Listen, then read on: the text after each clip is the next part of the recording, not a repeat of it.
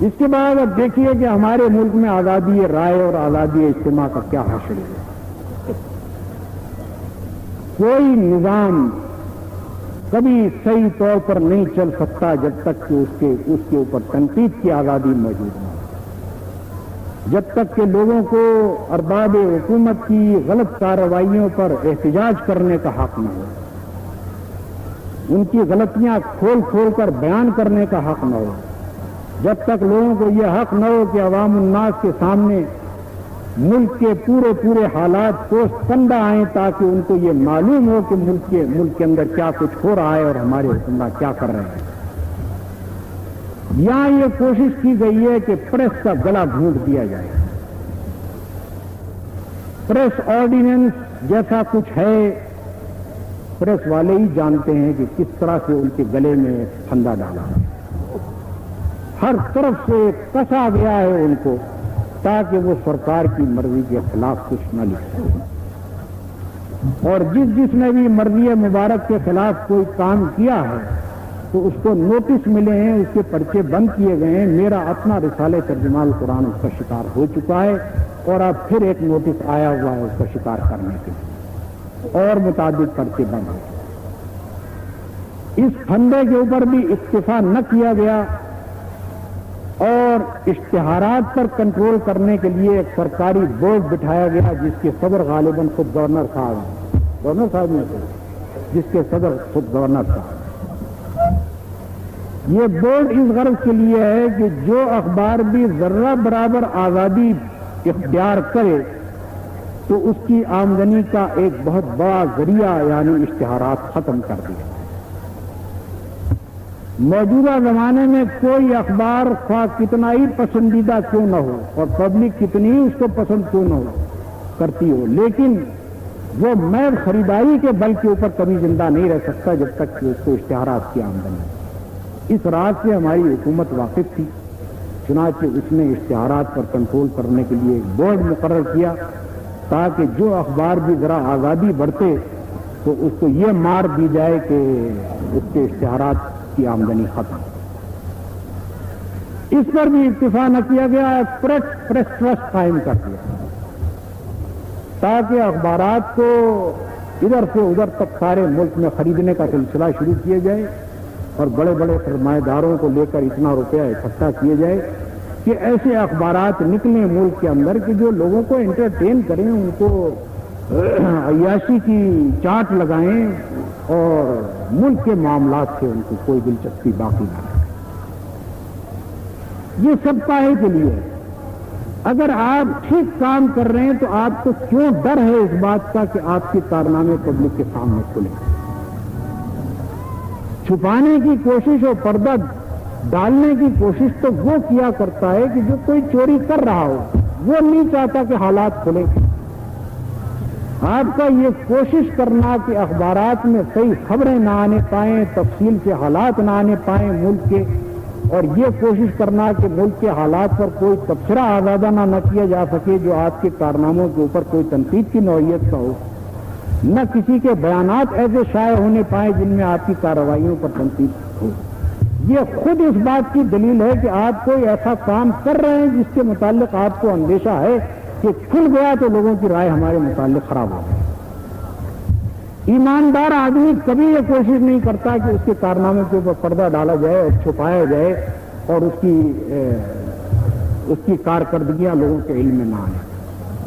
ایماندار آدمی کہتا ہے کہ آرا کی حسابت پاک محاسبہ اچھی بات ہے، اس کا اگر حساب پاک ہے تو اس کو اس کی پرواہ نہیں ہے کہ اس کی کارنامے کھلے۔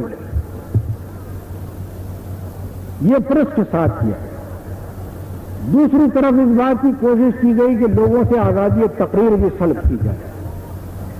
ہمارے ملک میں دفعہ 144 نے ایک پورے کانسٹیٹیوشن کی شکل اختیار کرنی ہے۔ میرا خیال یہ ہے کہ تنہا ایک دفعہ 144 کے ذریعے سے حکومت کی جا سکتی ہے، جو استعمال اب اس کا شروع کیا۔ بالکل امرت دھارا ہے ہر چیز کے لیے دفعہ 144، اور ہر وقت دفعہ 144۔ بہت سے اللہ ایسے ہیں کہ جن میں 2 مہینے دفعہ 144 رہا ہے، 8-10 دن کے لیے بند کیا گیا، اس کے بعد پھر کھول گیا۔ لاؤڈ اسپیکر آرڈیننس لایا گیا اور وہ وہ ہم تھے جن کی بدولت وہ آیا تھا. پہلے ہماری وجہ سے وہ لایا گیا, اس کے بعد جب آ گیا تو آ کے بیٹھ گیا, پھر وہ گیا نہیں. عدالت نے اس کو خلاف قانون قرار دیا تو پھر ایک دوسری شکل میں اسی کو لا کے رکھا. کیوں؟ اس وجہ سے کہ وہ سمجھتے ہیں کہ لاؤڈ اسپیکر اگر موجود ہوگا تو ہزاروں آدمی بیک وقت سن لیں گے وہ بات جس کو ہم نہیں چاہتے کہ کھولی جائے. اگر تم بولو بھی تو 100-200 میں بول لو تاکہ زیادہ پھیلے تو نہیں. معلوم نہ کوئی چیز ہے جس کو آپ چھپانا چاہتے ہیں. کیا وجہ ہے, کیا چیز ہے جس کی وجہ سے آپ ڈر رہے ہیں کہ حالات نہ کھلنے پر؟ کیوں ڈرتے ہیں تنقید سے؟ ایماندار آدمی تو کبھی تنقید سے نہیں ڈرا کرتا. میں اپنے آپ کو پیش کرتا ہوں, بالکل بے تکلف پیش کرتا ہوں. نہ صرف میری پبلک لائف بلکہ میری پرائیویٹ لائف کے اوپر بھی آپ تنقید کیجیے اور خوردبین لگا کر دیکھیے. اور اگر میرے اندر کوئی عیب نظر آئے تو میں آپ سے کہتا ہوں کہ پھیلا دیجیے, ساری دنیا کو بتا دیجیے کہ یہ شخص ایسا ہے. یہ کیا بات ہے کہ آپ کہتے ہیں کہ کوئی نہ بولے نہ کوئی لکھے نہ کسی کو یہ معلوم ہو کہ ہم یہاں کیا کر رہے ہیں, اور اس کے بعد خوشامدیوں کو چھوڑ دیا جائے کہ روز ان کے بیانات 2-2, 3-3 کالم کے شائع ہوا کریں اور روز وہ سنایا کریں کہ حضور ایسے اور حضور کی یہ کارنامہ ہے. اس طرح سے آپ اس ملک کے باشندوں کو دھوکہ دینا چاہتے ہیں. مجموعی طور پر جو کوشش کی جا رہی ہے وہ یہاں وہ یہ ہے کہ ایک ضمیر فروش قوم تیار کی جائے اور ایک ڈرپوک قوم تیار کی جائے.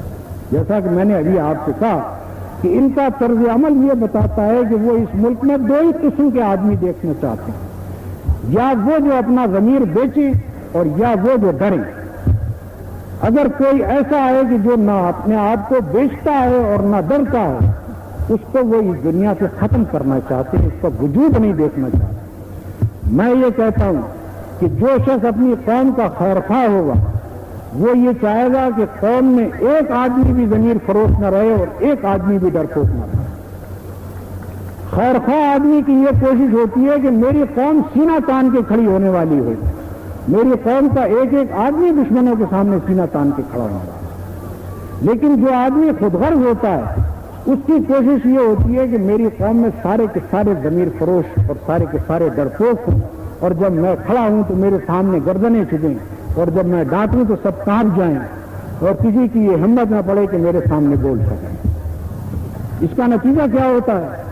نتیجہ یہ ہوتا ہے کہ ایسی قوم جس کو یہ تربیت دی جائے اور جس کے نوجوانوں کو بھی مار مار کر اور پیٹ پیٹ کر پریس آرڈیننس نافذ کر کر کے غلامی کے لیے تیار کیے جائے, ایسی قوم دشمنوں کے لیے نرم چارہ ہوتی ہے. اگر کوئی دشمن ملک کے اندر گھس آئے اور لوگوں کو یہ خیال ہو جائے کہ اب یہ قابل ہو جائے گا تو لوگ اس کے سامنے بھی سر جھکانے کے لیے اسی طرح تیار ہو جاتے ہیں جس طرح آج ان کے سامنے تیار ہیں. ضمیر فروشی سے آپ یہ کیسے توقع رکھتے ہیں کہ وہ کسی دشمن کے سامنے کھڑے ہو سکیں؟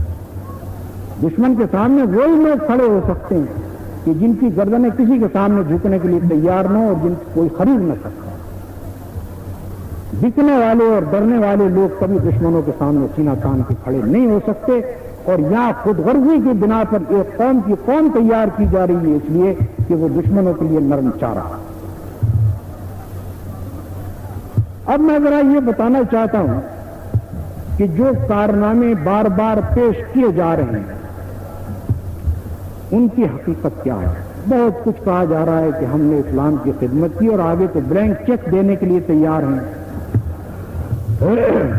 ایک ایک چیز ذرا ملاحظہ کیجیے کہ اسلام کی کیا خدمت انجام ہے. آپ کو یاد ہوگا اسی کراچی میں میں نے پٹیل پارک میں تقریر کرتے ہوئے بتایا تھا کہ یہ آئلی قانون کس طرح نافذ کیا گیا. شریف طور پر آئلی قانون یہ فیملی لاز قرآن اور سنت کے خلاف واضح طور پر تفصیل سے بحث کر کے ان لوگوں کو بتا دیں. اور یہ بات تو ہر آدمی جس کے اندر کوئی کامن سینس کوئی عقل عام موجود ہو وہ آدمی خود سمجھ سکتا ہے کہ ایک مسلمان قوم کے لیے اور ایک مسلمان ملک کے لیے ڈوب مرنے کی بات ہے کہ اس کے اندر اگر ایک شخص دوسری شادی کرتا ہے تو اس کو وہ ایک جرم کا ارتکاب کرتا ہے جب تک کہ عدالت سے اجازت نہ لے, اور داشتہ رکھتا ہے تو کسی جرم کا ارتکاب نہیں کرتا, کسی عدالت میں اس کو جواب دہ کرنے کی ضرورت نہیں. ایک آدمی اگر کسی عورت کو اپنے گھر میں رکھ چھوڑے اور یہ رپورٹ کی جائے کہ اس نے شادی کر لیا تو فوراً جا کر اس کو عدالت میں جواب دہی کرنی پڑے گی کہ تم نے خلاف قانون دوسری شادی کیسے کی. لیکن وہی شخص اگر جا کر یہ کہہ دے کہ نہیں جناب یہ میری بیوی نہیں ہے تو گرل فرینڈ ہے, تو عدالت کہہ دے گی کہ جناب تشریف لے جائیے, کوئی آپ سے بات پوچھ نہیں. میں کہتا ہوں کوئی مسلمان ہوں پر اس کے اندر یہ قانون ہو, یہ کامن سینس کے خلاف ہے. اور یہ آئلی قانون بنایا گیا.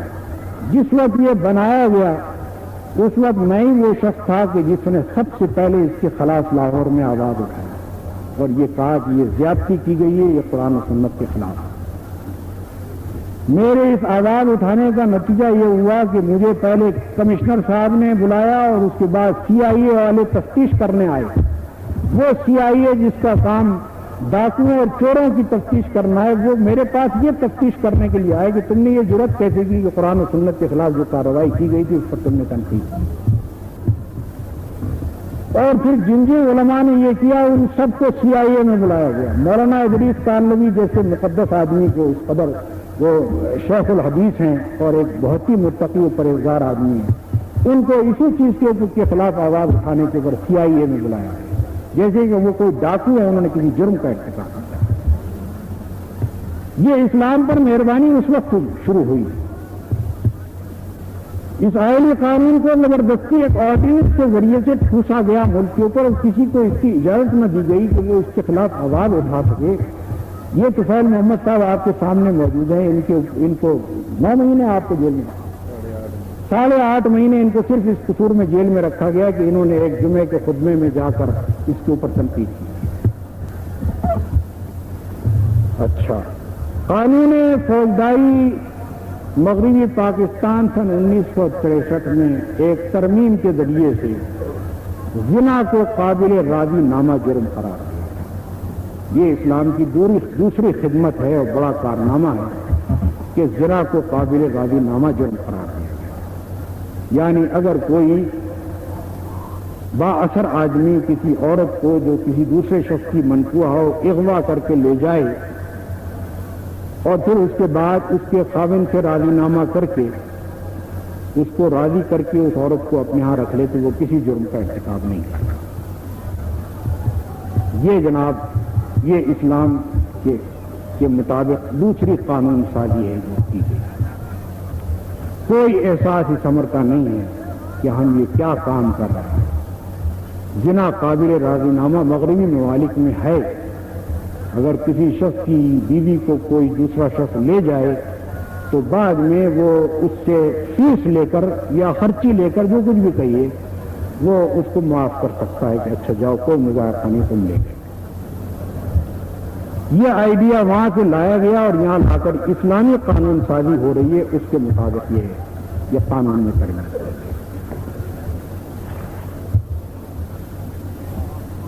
شراب سن 1963 میں 1.5 لاکھ 1953 میں ہے تو غلطی سے مجھے بہرحال مارشل لا سے پہلے تک اس ملک میں شراب 1.5 لاکھ گیلن بنتی تھی اور 1963 میں وہ 5 لاکھ گیلن. پنجاب یونیورسٹی میں اسکولوں سے لے کر ایم اے تک موسیقی کو بحیثیت نصاب شامل کیا گیا.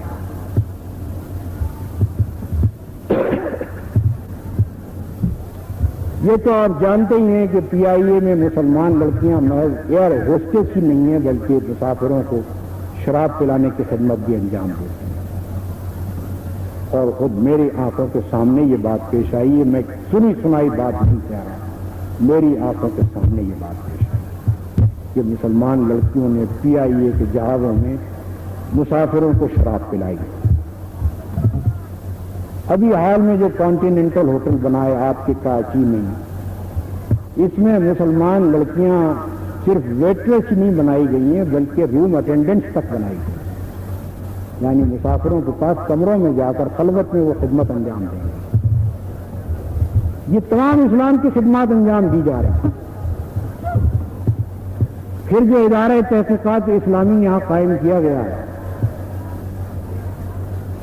اس ادارے میں جو صاحب ڈائریکٹر ہیں وہ دنیا کے متحد اعظم، اسلام کے متحد اعظم جناب ولفریڈ کینٹویل اسمتھ صاحب کے شاگرد رشید، اور میکگل سے دین اسلام سیکھ کر تشریف لائے، اور ہمارے صدر صاحب کے نزدیک وہ سب سے بڑے مفکر اسلام اور اسلام کے سب سے بڑے محقق ہیں۔ ان کے تحت فکر و نظر اردو میں اور اسلامک اسٹڈیز انگریزی میں اور امہ ابھی حال میں نکلا ہے انگریزی میں، یہ پرچے نکل رہے ہیں، اور مسلسل کوشش کی جا رہی ہے کہ مسلمانوں کے عقیدے خراب کیے جائیں اور اسلام کی غلط نمائندگی کی جائے۔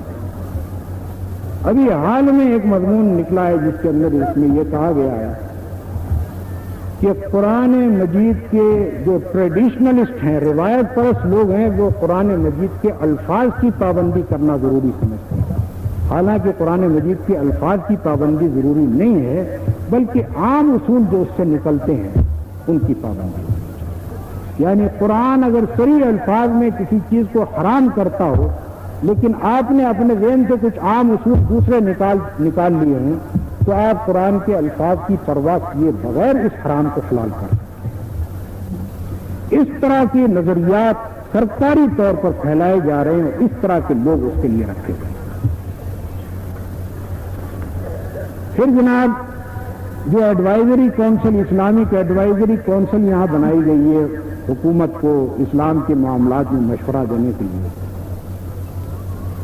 اس نے باقاعدہ یہ لکھ دیا کہ سود ہر قسم کا حرام ہے، خواہ وہ تجارتی ہو اور خواہ وہ شخصی افراد ہو۔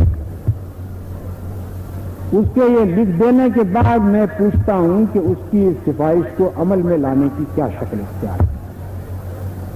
میں نہیں کہتا کہ اسباب کیا ہوئے، لیکن بہرحال اس کے صدر صاحب کو بھی رخصت ہونا پڑا اور اس کے ایک ممبر جناب جسٹس شریف کو بھی رخصت ہونا پڑا۔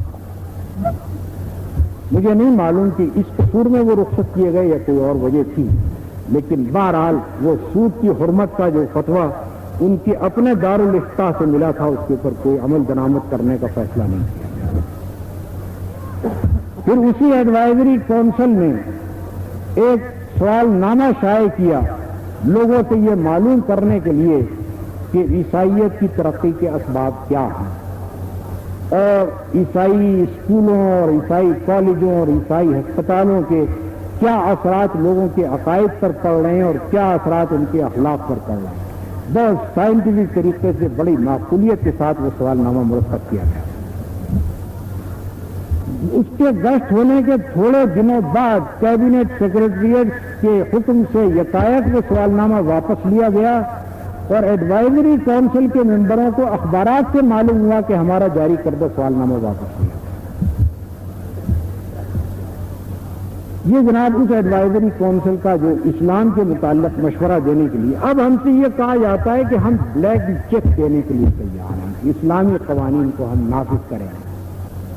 میں کہتا ہوں کہ جون سن 1962 میں ہزارے کے MN ایوب صاحب نے جو ریزولوشن پیش کیا تھا اور جس کو اسمبلی نے قریب بالاتفاق یا بھاری اکثریت سے پاس کیا تھا، بالاتفاق پاس کیا تھا کہ ملک کے تمام قوانین کو قرآن و سنت کے مطابق بنایا جائے، جون 62 سے آج تک اس پر کیا عمل کیا گیا؟ یہ اب آج بلینک چیک دینے کی کیا ضرورت؟ وہ قرارداد تو پہلے سے موجود ہے، کیوں نہیں اس پر عمل کیا گیا؟ یہ اب انتخاب جیتنے کے لیے بلینک چیک دینے کی ضرورت ہے؟ اب اس کے بعد آپ دیکھیے کہ جس معاشی ترقی کا ڈھول پیٹا جا رہا ہے، وہ بار بار کہا جا رہا ہے کہ ہماری بدولت بڑی ترقیات ہوئی ہیں اس ملک کے اندر، اس کی حقیقت کیا ہے؟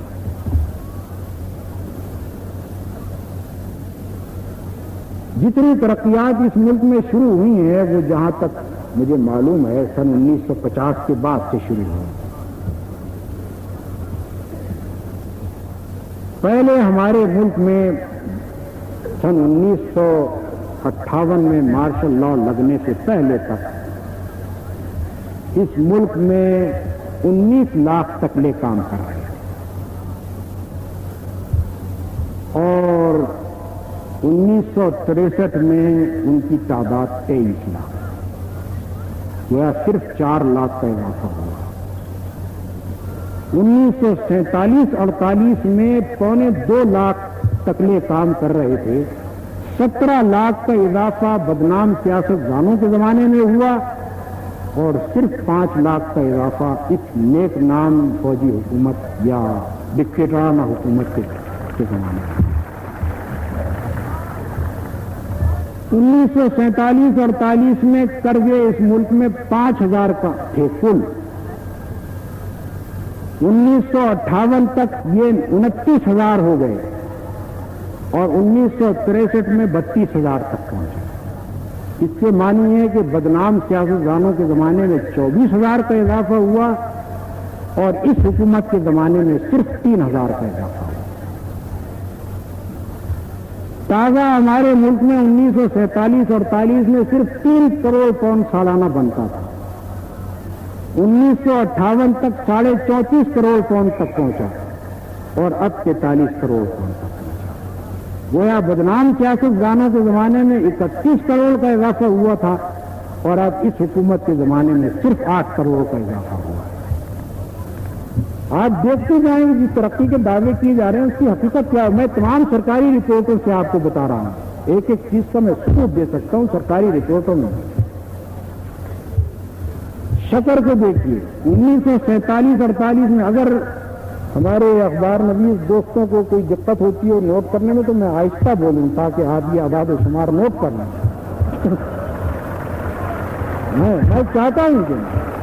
میں چاہتا ہوں کہ ملک کے سامنے صحیح حالات آئیں. شکر 1947-48 میں صرف 30,000 ٹن ہمارے ملک میں بنتی. 1958 میں 1,63,000 تک پہنچی.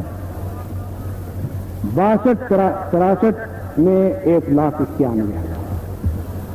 بدنام سیاستدانوں کے زمانے میں 1,33,000 ٹن کا اضافہ ہوا تھا اور اس حکومت کے زمانے میں صرف 28,000 ٹن کا اضافہ. چاہے 1947-48 میں 4 کروڑ 40 لاکھ پاؤنڈ ہوتی تھی. 1958 میں 5 کروڑ 80 لاکھ پاؤنڈ کی پیداوار ہونے لگی. 1962-63 میں 5 کروڑ 30 لاکھ پاؤنڈ. گویا کہ بدنام سیاستدانوں کے زمانے میں 1 کروڑ 40 لاکھ کا اضافہ ہوا, اس حکومت کے زمانے میں 50 لاکھ پاؤنڈ کی کمی ہو گئی. اب ذرا تجارت کو دیکھیے. 1958 میں ہمارا تجارتی خسارہ 62 کروڑ 80 لاکھ تھا, یعنی درآمد و برآمد کا فرق. تو یہ خسارہ 62 کروڑ 80 لاکھ تھا. 1963 میں 178 کروڑ 60 لاکھ, یعنی خسارے میں اضافہ 115 کروڑ 80 لاکھ تھا.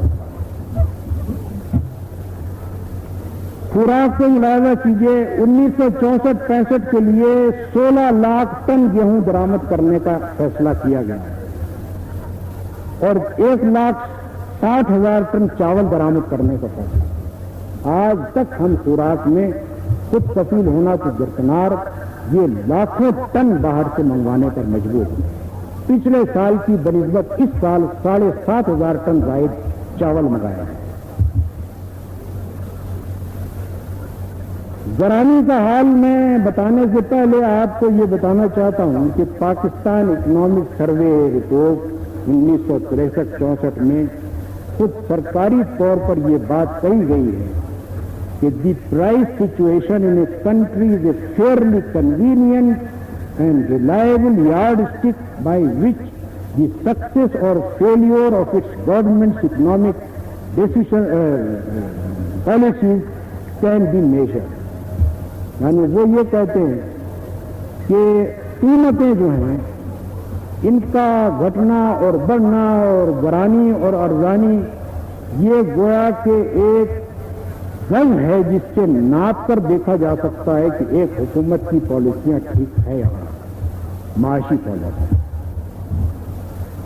اب دیکھیے گیہوں مارچ 1963 میں 15 روپے 75 پیسے فی من, مارچ 64 میں 18 روپے 50 پیسے فی من, اب 20 تک پہنچ گیا اور بعض ملک کے بعض علاقوں میں 22 روپے من تک. शक्कर बदनाम सियासतदानों के जमाने में 1 रुपया फी शेर थी, आज 2.5 रुपये और 3 रुपये फी शेर है जी, 3.5 तक। ये अब लेटेस्ट है। मैं असल में जेल में लोगों से सुनता रहा हूं, जो वार्डर मेरे पास आया करते थे वो रोया करते थे कि साहब 3.25 है, अब मालूम हुआ 3.5 तक पहुंच, 3.5 तक पहुंच। ये अब ताजा मालूमात है। हुकूमत की अपनी सर्वे रिपोर्ट ये कह रही है कि the prices of most of the consumer goods increase during the year 1963-64, यानी ज्यादातर इस्तेमाल की अशिया की कीमतें बढ़ी। गोया एक तरफ वो कहते हैं कि ये एक गज है जिससे नापा जा सकता है कि हुकूमत की पॉलिसियां सही हैं या गलत, और खुद कह रहे हैं कि 1963-64 में कीमतें बढ़ी। अब बेरोजगारी को मुलायजा कीजिए। साबिका बेरोजगारी अजरूए सरकारी आवाज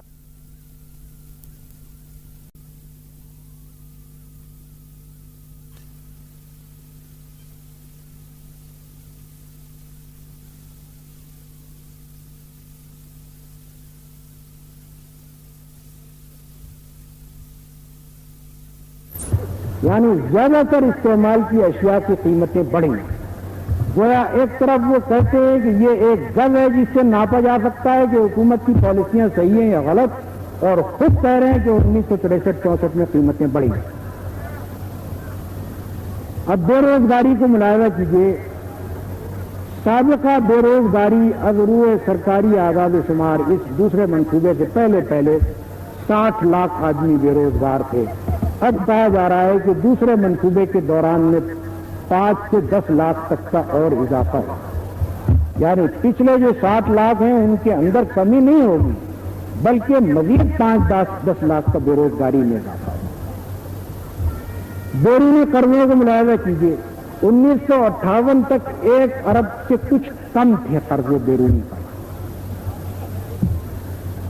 और मार्च 64 तक पहुंचते ये 7 अरब 87 करोड़ रुपए तक पहुंचे, 7 गुने से भी जायद। अब हम सूद 40 करोड़ रुपया सालाना।